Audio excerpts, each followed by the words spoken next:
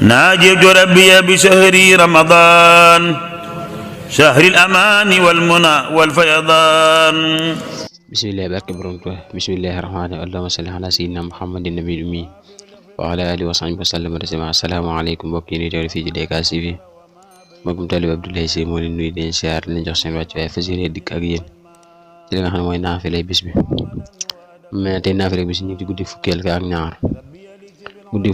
ñaar mbokk yi ku ci julli fukki rakka xamu ci ne mu jàng Faatiha ak kitaab benn yoon, suuratu Ixlaas juróom benn yoon mooy 6 fois. mu ne ku def loolu dees na ko ca wutal ci àjjana juróom-ñetti junniy soxna te dees na ko boole ci dëkkandoo Yonent bi sallallahu alayhi wa sallam.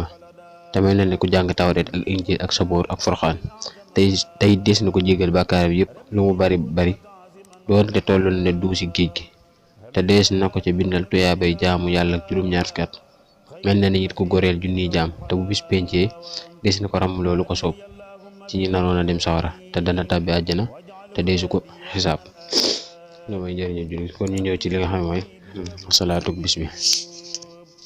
salaatu bis bi tey mooy allahumma salli ala sayyidina muhammadin fil awwalin wa salli ala sayyidina muhammadin fil akhirin wa salli ala sayyidina muhammadin fil nabiyyin wa salli ala sayyidina muhammadin fil mursalin wa salli ala sayyidina muhammadin fil mala'il a'la ila yawmi din.